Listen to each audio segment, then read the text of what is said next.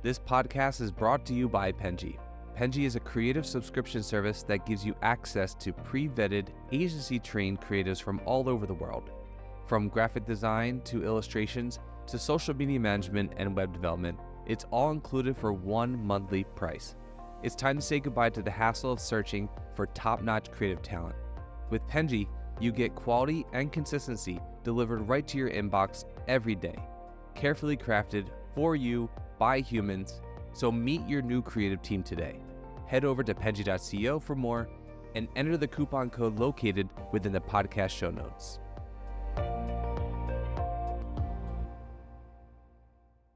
Okay, Ray, what was the first concert that you attended? Oh, you got me with this one. The first concert I ever attended was in Asbury Park, New Jersey. I was probably like 15, 16 years old. And I went to see, it was a really random group. It was Atmosphere, one of my favorite bands. And one of Bob Marley's kids, I think it was Damian Marley, and Slightly Stupid. It was like three different crowds coming together for one concert. And it was a vibe. It was a really good time. So it was like three different groups? Yeah, it's like reggae and hip hop and then like ska, It's just like three different demographics, but it was cool how everybody was just like having a good time. It was like peak summer, so it was like a half outdoor venue. It was awesome. I think I got lucky with my first concert. That's cool. How old are you? How old was I? Mhm. I think 15 or 16. Yeah. That's pretty cool. My first concert was for a Mexican band. Well, they were a group. Yeah. I don't know. You're probably not familiar with them. Their name was RBD. Of course, dude. Soy Yeah. Mexicano. I'm Mexican. I live here Okay. right now. Of course I know RBD. That's peak Yeah. concert right there. Yeah, I was 8 or 7 years old. I was super young. But I went to like a rich kids school for a little while before it Yeah. got really expensive. But like I would like talk to a lot of like rich kids, and one of those girls, she got me like free tickets to this band. They were coming. I live in El Salvador, and like they were coming here, Yeah. and she was like, "Let's go," and we went, and we were like huge fans because like the telenovela was really big at the time. Yeah. And that was my first concert as a child. That is awesome. For anybody who doesn't know RBD, it was like a manufactured group, like Yeah, working off of like boy bands. Like they were made in a lab, right? It was like five of yeah, them. They had a yeah, TV show, they had clothes and makeup, and like they made music that was like okay, yeah. but it was all over the I like place. was sick. It was peak like early 2000s. That's great.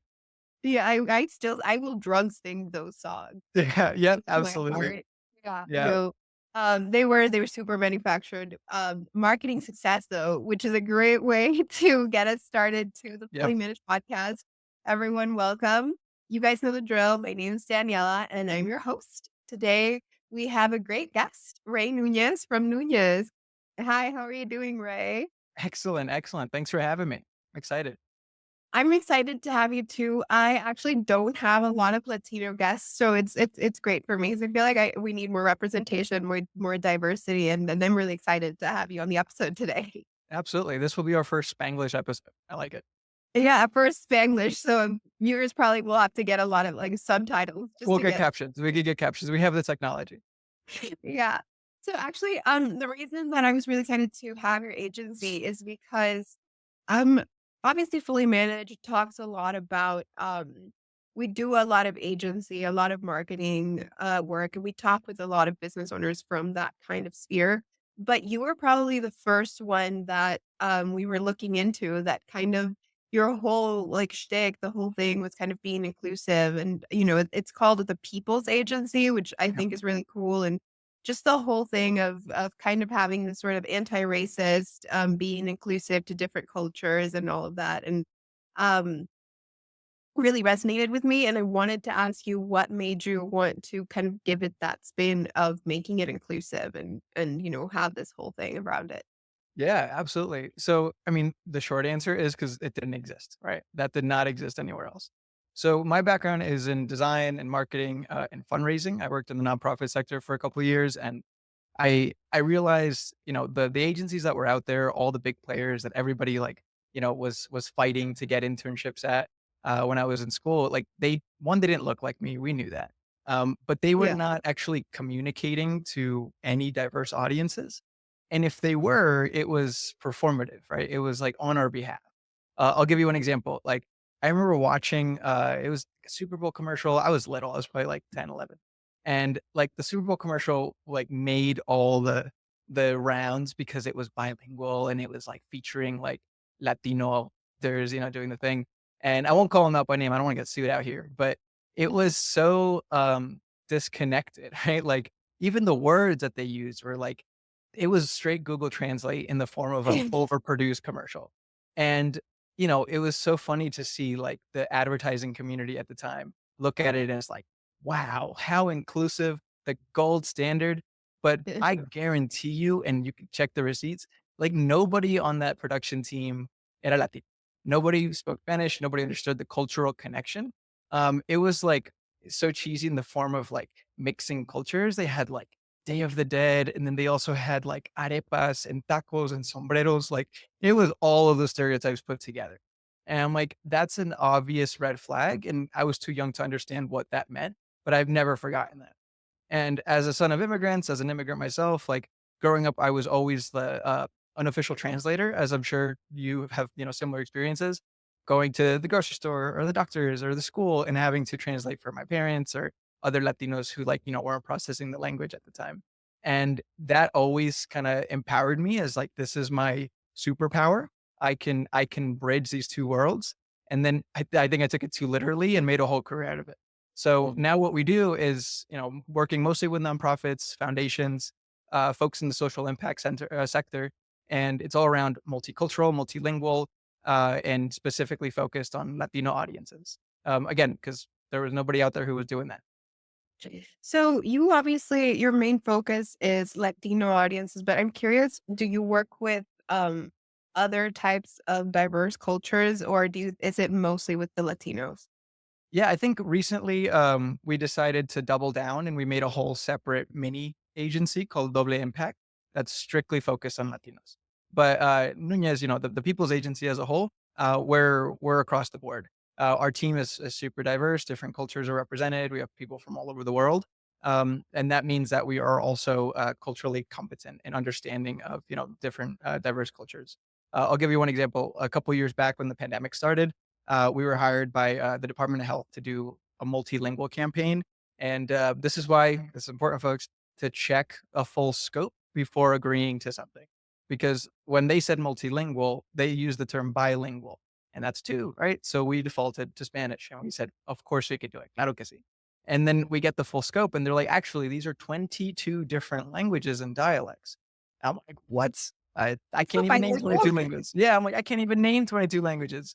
And of course, it had like the budget of one language, right? So we had to figure out how do we get folks on our team who can offer that lived experience perspective so we don't pull a Super Bowl commercial and we actually, use terminology that's relevant.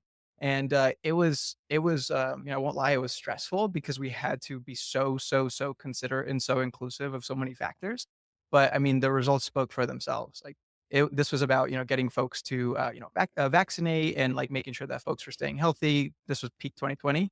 And having it be in all those languages for the first time made such a difference. Like it didn't just translate something over a caption of a video. It was like, posters and signs at bodegas and grocery stores and laundromats. It was like targeted ads that were in Haitian Creole for like a small zip code population that needed it in that language. Like it made such a difference to pay attention to that. Yeah, I think a lot of people who I guess like not to like shit on Americans, but a little bit. Um I feel like because a majority of the population in America, who is not from kind of immigrant descent doesn't Mhm, speak other languages, mhm. um, I think the realization that knowing 2 languages really changes your cultural perspective. Yeah. Speaking a language is not just like saying the words, it's really just understanding a different culture because it's very embedded into a Yeah. culture. So, like language change can really affect how something is perceived. Yeah. And we had folks who were like, why is the state wasting money on all these languages? Speak English. Like we heard all the comments, right? Every video we posted on social media had like, a whole bunch of trolls and a whole bunch of racists. But we understood that it wasn't just about like the ability to speak English versus another language. Like I'm obviously bilingual, I'm biliterate, but I have like certain things in my head that I process in one language or the other. I Yeah. count in English, but I'm thinking in Spanish, right? I'm Yeah. thinking of like music in Spanish, but I'm like thinking of movies in English. Like it's something that like folks who only speak one language don't even think about. Like my parents can speak it, they can write it, but they rather read it in Spanish, especially when it comes to legal information, health information, like stuff that's really serious. You don't wanna miss it. You don't wanna miss translation, right? You wanna Yeah. have it exactly how you understand it. Yeah, my parents are the same. I feel like we moved to the US when I was about maybe 8 or 9.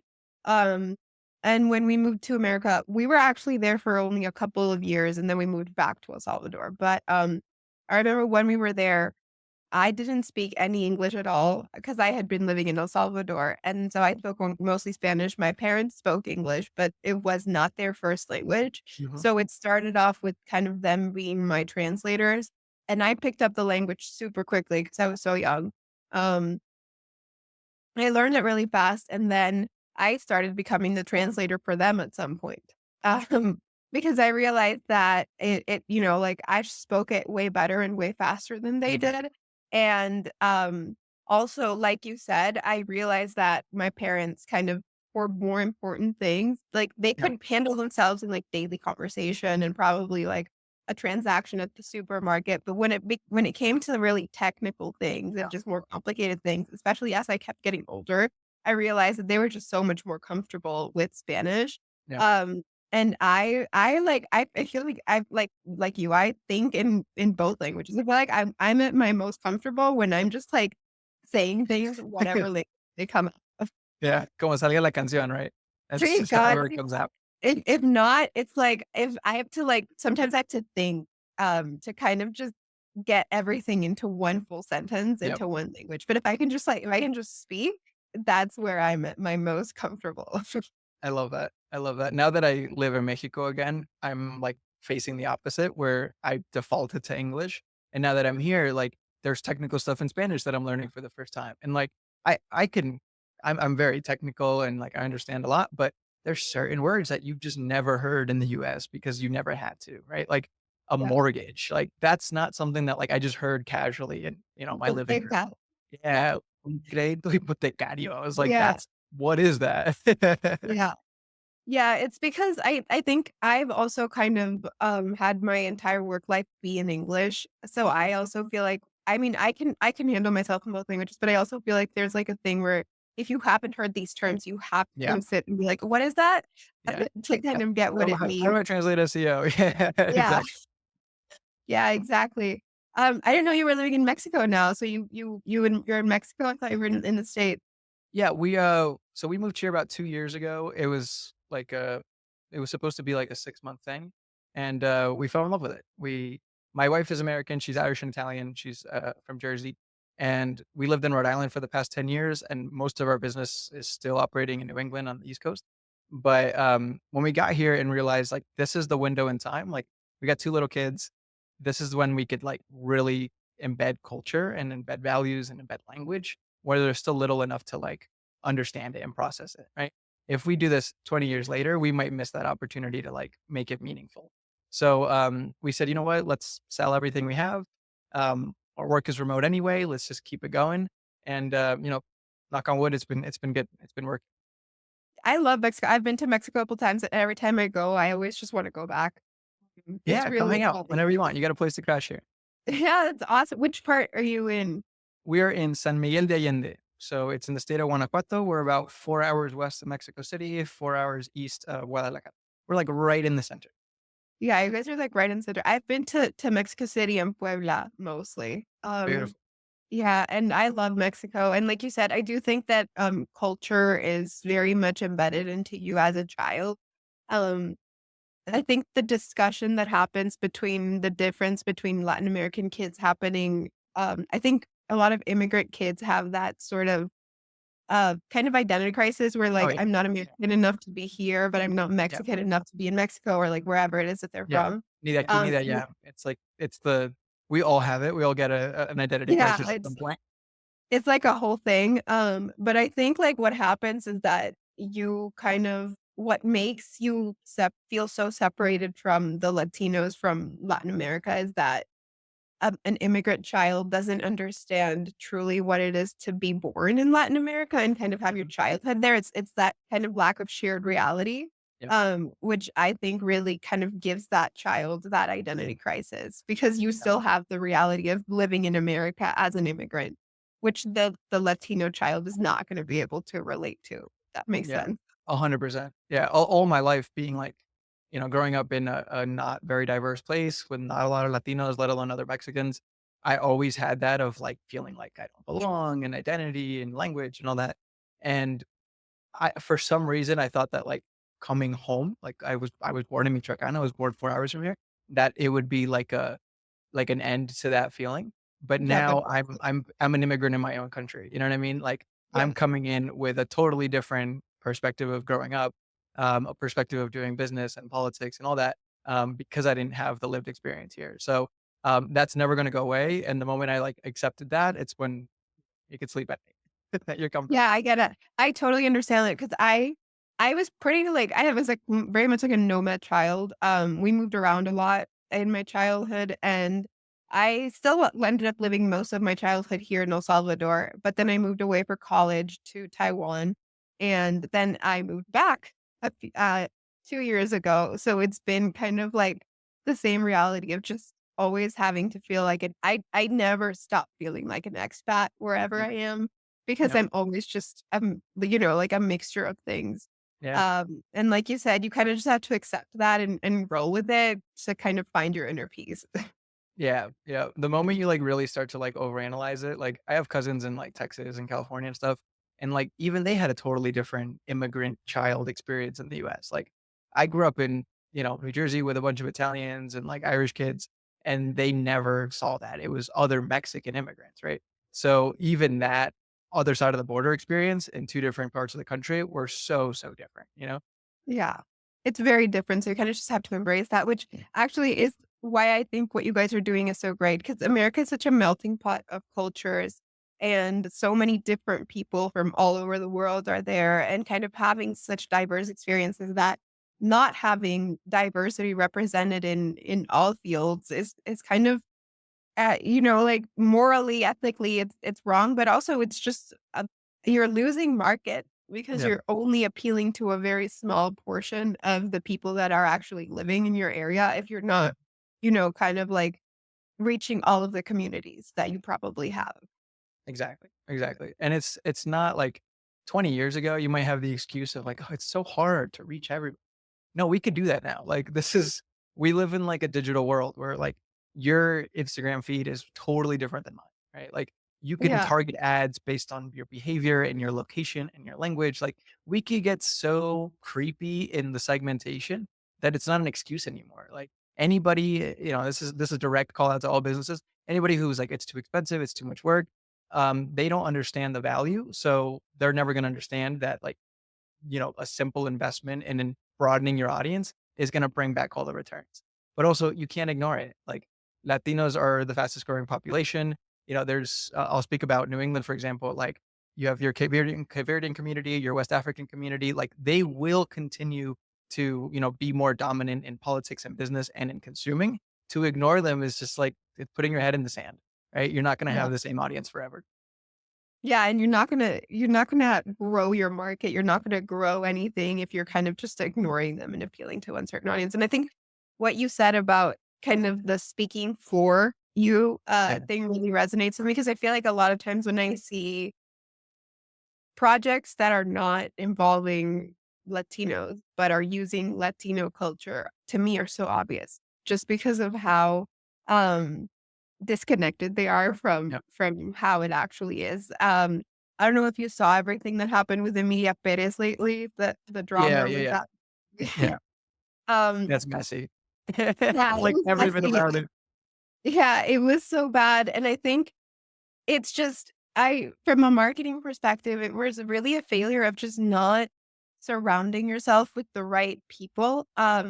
It was I watched the movie. It was extremely offensive. I agree. I mean, I didn't particularly like it, but I do think that it was because it was obviously made for people who only understood Mexico from stereotypes, Yeah. specifically stereotypes involving the sensitive topic that it was Mm. approaching. Yeah. Yeah. I didn't even watch it. I'm like, listen, this is I could fill in the gaps and understand that this was, like, completely tone deaf, that this was not built for us, by us, and, No. it's honestly gonna stress me out just watching it. I'm just gonna be, like, so heated afterwards and, like, why? I'm gonna protect my peace and just, like, let people argue on the internet for it. Yeah, no, I watched it because I wanted to kind of be able to, like, properly say Porque something somos about it. chismosos, you gotta know. You gotta definitely Yeah, put it there. exactly. Yeah, so to most because when I saw it, but when I saw it, I was like, "This is horrible." It was torture, and I could definitely feel that where it's just, and I do feel that, like you said, like with the Super Bowl and all that, where like a lot of these ads and things that you get, they're so over the top. I mean, I've gotten marketing for things from El Salvador, which is like that have sombreros and Mexican things. I'm just like, I'm not from Mexico. You're just Yeah. stereotyping me into Yeah, this culture because you think that all Latinos were just walking around singing mariachi all the time, yeah. which is not, we're not the same, right? Exactly. And, like, neither are Mexicans, you know what I mean? Like, we're out here, so culturally diverse. I have a funny story about, like, I was on the radio one time in Rhode Island, talking about some campaign we were doing, and, Rhode Island's heavily, Dominican, right? It's a lot of Dominicans, a lot of Colombians, a lot of Venezuelans. Um, and I was on the radio for maybe, like, 10 seconds, and I was talking about this whole thing, and, like, I'm giving my pitch in Spanish, of course, and the guy, like, takes his headset off, and he's like, "Papi," he's like, "No." He's like, "Nobody will understand you." And I was like, "What? Like, what do you mean?" I'm like speaking in my most proper formal Spanish. And he's like, "No, dude, like, listen to us. Like, we're hardcore Dominicans. Like, they will immediately detect que eres mexicano, that you're Mexican, and like it'll be disconnected. And they won't do the thing that you're trying to get them to do. Have us do it. We'll record the piece for you and like we'll get the message out." And we did, and that was, like, a check for myself who lives in the space, who does inclusive work around, like, "Damn, this is my own literal bias around how I talk and say things," right? A simple thing like popote, right, is what we say in Yeah. Mexico, but every other Latin American country has, like, 7 different words for straw.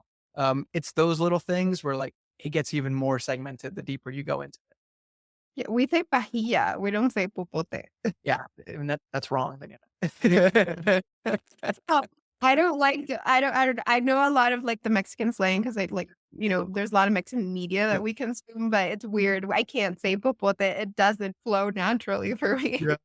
yeah. That's how I feel like when I hear voz, right? Like when I when I hear Ah, somebody yeah. say voz, like it makes me feel a certain way, and it brings me back to like being in elementary school in the US and like being taught like Castilian, Spain Spanish, and being like, "No, that's not right." Like I've never heard that before. Like So, yeah, ustedes, never heard that. we use vos in El Salvador in Central America, I think. A lot of Yeah, us, we use vos instead of tú, yeah, and, for us, it's the same thing. So it's like it's weird because yeah. if you would treat me like tú eres, I feel too proper. I'm just like, "That's so polite." So It funny. Yeah, it's weird, but like you said, yeah, these are like nuances that probably someone who is not from Latin America is probably not gonna understand or kind of fully be able to adapt to if they're not in the Yeah, I don't even think it has to do with the professionalism as much as it just has to do with the cultural overall yeah. understanding of things. Yeah, it's so funny. I love it. My brother-in-law is Puerto Rican, and, like, anytime he says something that's, like, some term I've never heard before, like, voy a cógeme una coca, right? Un agua. I'm like, coger is not like that's an expletive in Mexico, right? Yeah. And just grab me something, you know what I mean? Yeah, just So, grab. like, it could even be offensive if you just don't know the cultural nuance between, each language and, country. Yeah, for sure. It's the same thing. I've learned a lot of Puerto Rican slang from reggaeton, Yeah, honestly. yeah, From like, because it's like with the boom that it's had in the last few years, you kind of have to learn it to understand what the hell you're singing, if yeah, unless you're exactly. just Do I yeah. even know what this is? Like, do I relate with Bad Bunny? Yeah, no, and I have a Puerto Rican friend that I always ask her, like, "What does this mean?" And then she's always like, "Oh, he's trying to say this." And so I'm like, "Okay, that makes more sense." I love that. Um, I love us. so yeah, I think that that's great that you're able to kind of include a lot of that into former marketing campaigns, into current marketing campaigns, because I do think that formerly I haven't really seen that, especially with American marketing, which is insane considering how much diversity there is. What I am wondering is, have you actually encountered people, or, you don't have to name anybody, but have you ever encountered situations where you feel like there's racism or pushback against that, and there's like a narrative that's trying to get pushed that is a little bit less inclusive? Oh, yeah. I mean, it's happening right now, you know? We started our business in 2020, right? Right before the pandemic. So, right when we started, like, a lot of things had to adapt, right? Like, this was like the boom of George Floyd, a lot more, like, DEI language was coming out, and people were, like, all in on inclusivity, right? And look what happened. In 5 years, like, half of it was bullshit, half of it Yeah. never really mattered, and half of it's going away from, external forces. And right now, a lot of the conversations I'm having with, especially with our nonprofit clients and partners who are afraid for the funding, afraid for the safety of their communities, like they're asking us, should we remove terms like equity and diversity from our website? We had one organization that we work with out of Boston that just straight up reached out to us, and like this made me want to cry. Like they called me and they're like, hey, they do immigrant work. They do a lot of, work with refugees and resettling and all that. And they're like, "Hey, we just had to lay off all of our staff, right? We are totally financially volatile right now. A lot of the money we were getting were federal grants. Um, Even our private donors are afraid to give us money because they just don't know what's going on. So we had to lay off all of our staff. And can you shut down our website? We're going to delete our social media, and can you help us like remove us from Google basically? That's the opposite of what we do. Like our job is to shout you out from the rooftops, get you to the first listing on Google, build you a beautiful site, build you a beautiful marketing campaign. And now you're asking us to undo all of that and then go deeper to like put you into hiding. Like that's terrible. Right. And that's the reality of like what some of our partners are facing right now. But on the racism side, on the deliberately ignoring and not being inclusive side, like we've gotten those. And luckily we're at the stage in our business growth where we could say, hey, we're not a fit for you. If you're telling us, and it's not even like, there's no beef. If you're just telling us like, we don't want to include certain communities, or like, we don't want queer representation in this because we're whatever. We're very comfortable just saying, hey, that's not who we are at our core. And there are plenty of other organizations who are happy to do whatever it is that you're asking. We've only gotten like one truly like real ignorant, real racist, like, we need you to do this performative thing for us because we messed up. They did something that was damaging a certain community that was, affecting people's livelihood. And they wanted to apologize for it and do it through a marketing campaign and outreach.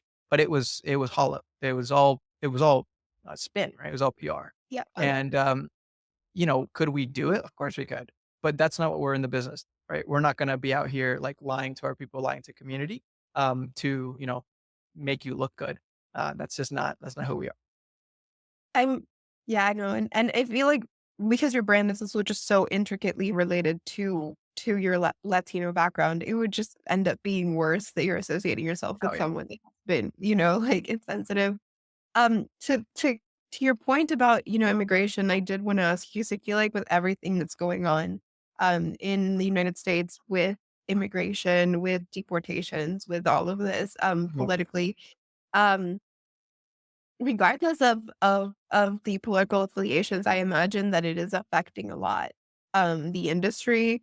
Mhm. I can imagine that, because I feel like I've seen this kind of reluctance of brands to, position themselves in Yep. it, and to kind of put a voice out there to either defend it or even be against it.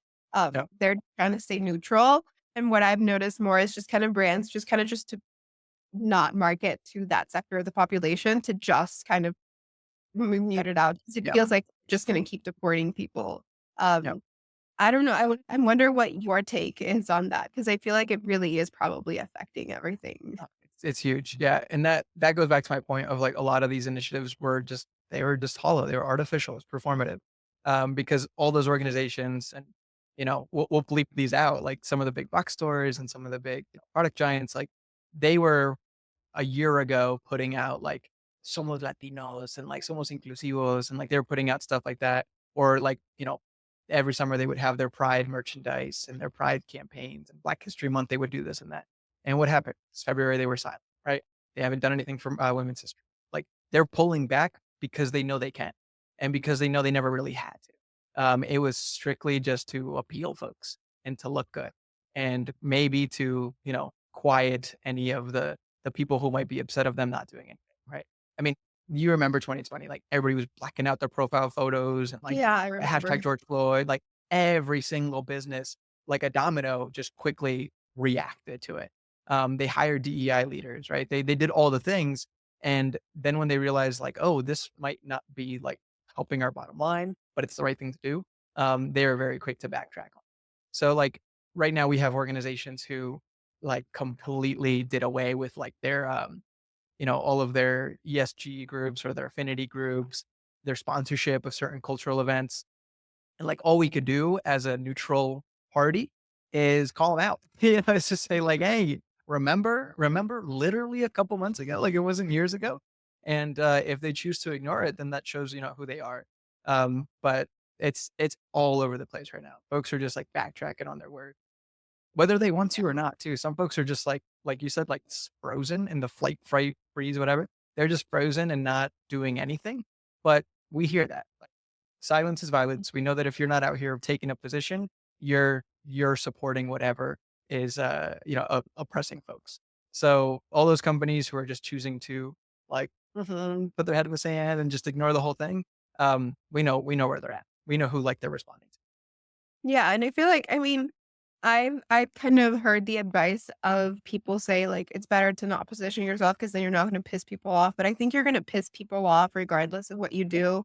And us, like for us, when this topic is very deep for us because we obviously are, like we are Latin American. I think I don't know any Latino person that doesn't have family that is immigrant in America or is an immigrant themselves. That's kind of just how the Yeah. connection is. So it's obviously a deep topic for people like us. So it's like I can't kind of sit there and be like, yeah, you staying neutral is the right thing because Yeah. for me it's not the right thing. Yeah, Daniela, Um, this is what's gonna get me beef from other Latinos, right? Um, yeah, in the previous, in this most recent election, there were this was probably the most splintered Latinos have ever been. And like we just said it a million yeah, ways. We know Latinos are not a monolith. We're so diverse, politically, whatever, socially. But we did see a huge percentage of Latinos shifting their affiliation to the right. And the main thing was immigration is not a priority for me. So when certain political parties are saying immigration, they're like, oh, it doesn't affect me. Maybe I'm Puerto Rican and I have my citizenship by birth, right? Maybe I'm Cuban and I'm here con asilo and tengo mis papeles. I have my papers. I'm good. Maybe I'm Venezuelan and I have all of this taken care of because of asylum. What's happening now, right? A lot of this is now blowing up in a lot of our community's face to let them know, to remind them that they're not protected. They've never been protected and they won't be protected. Like you're seeing Venezuelans get deported. You're seeing Cubans get deported. You're seeing Puerto Ricans who are getting stopped and frisked, right? You're seeing indigenous folks, Native Americans getting stopped by ICE. Like we're so backwards and we've moved so far away from like reality that all of those Latinos who were saying, "Oh, it's not affecting me," are now wondering when will it affect me and how is it going to affect me, right? Because we all have a degree of separation to the issue. yeah. No, and like recently, Venezuela and Cuba, they had like they're not allowed entry in the country anymore. Yep. Just straight up, they just got banned from entering. And what I don't know is if like people from Venezuela and Cuba that are already in the States are going to get their green cards or citizenships revoked, because I know that they're doing that too. Yeah. Where they're just revoking citizenship for anybody, like even international students. I always thought international students and like people who were in the workforce legally were not going to get affected because usually it's a pretty solid defense of like, Yep. I'm in school or I'm at work. But we're seeing even that kind of just like nobody's safe anymore. So like you said, so I think at least for me, like I think as a brand, you do have to position yourself because at the end of the day, that's the type of audience that you want to Yep. have, right? Like I wouldn't want people who support that to support what I do. Yep. That's my perspective, but I feel like a lot of brands are just thinking more of like getting the largest amount of people as possible, and it doesn't matter if it. No, and listen, and when we started this, we were not so vocal. We were actually super safe. I started this with my wife, and we were trying to just be like a mom and pop creative shop, do a little bit of branding, a little bit of design, and work with, the big brands. That was our goal. And we quickly realized like the need is elsewhere, right? It's small businesses, minority owned businesses, women owned businesses, nonprofits. Like we knew we needed to work there. And when we started to rebrand ourselves, and like really take a stance back in 2020, we had a lot of folks who were like, even our peers, like other marketing agencies who were like, don't do that, be careful, like watch that language, anti-racist, like don't lean into that. Um, and I remember just being so like insulted by it, but also just like I laughed it off. I'm like, y'all don't understand. Like we have the power to do that. And our nonprofit partners can't they can't do that. So in a lot of ways, like we're speaking on their behalf and representing a lot of the values that they can't even show up with. Like they're constantly masking their true selves. And we're not gonna lose grants. We might lose a client or two, and that's okay because we were never meant to work together. If you go on our site and you look at that and you feel a certain way, you just self-disqualified me and saved, a whole wasted scope that I put together for you, right? Or a sales call. Now you just immediately qualify or disqualify. Yeah, for sure. I think like you said, I think that that's great because not everybody can afford to speak up as much as they would like to. So if you are in a place where you can financially do that, where you are not afraid of the backlash, obviously not doing it is kind of worse than actually doing it.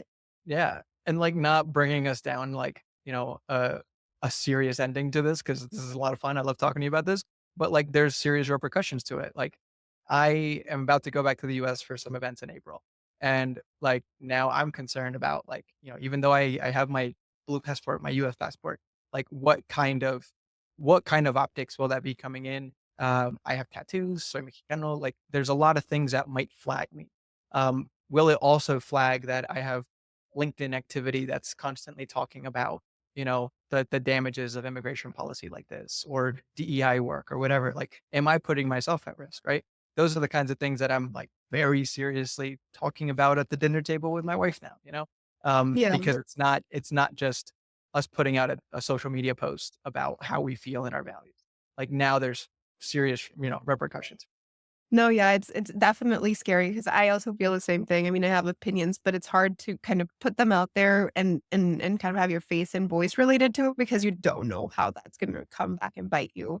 Yeah. Um, Especially when it comes to traveling, jobs, whatever it is. Yeah. You have your agency, but I mean, for me, like I do have the same kind of concerns where I totally understand where you're coming from because it's a lot different than if I were to just be the white person talking about it. Yeah. Yeah. Exactly. Yeah.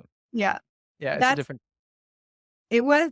I mean, that's a very, I think, great note. Well, not great, but very serious note to end this podcast on. Because unfortunately we are running out of time. But it was great having you. I think we didn't talk too much about marketing, but I think we had a great conversation anyways. And right before we end it, I do want to give you the space to promote anything that you want to promote. If anything that we spoke about today resonated with our audience, if anybody would like to work with you, floor is yours. Yeah, I feel like I'm on hot ones. Like I have to look at this camera and this camera. No, I mean, I don't have a specific pitch. You could check out our website. We are the most hypocritical agency because we have no active content on our social profiles. We have no active content on our website. Like we're like in the trenches of trying to support our partners. So sometimes we forget, to put the oxygen mask on our website and put up some new content. But you can check us out there, the Nuñez.co. You can check out double-impact.com, which is a little bit more of our bilingual content. Follow me on LinkedIn, Ray Nunez. You can find me there. I'm the first result. But that's really where I just get to like vent. It's a big version of what we just talked about here. I do lean into marketing information there too. So if anybody really does want to hear some marketing hot takes, I got plenty of them there. Awesome. Yeah, I will be adding the links to the description of this video so that people watching can click and and go access them easily. Guys, you know the drill. Subscribe, follow us, comment, share everything. Thank you, Ray, for being here. It was so great to have you on the episode today. Thank you, Daniela. I appreciate you. I appreciate you as well. Guys, I will see you on the next episode. Bye. You've been listening to Fully Managed, brought to you by Penji. Check out the show notes to learn more about today's guest, and to learn more about Penji, the human-first creative subscription service, head over to penji.co.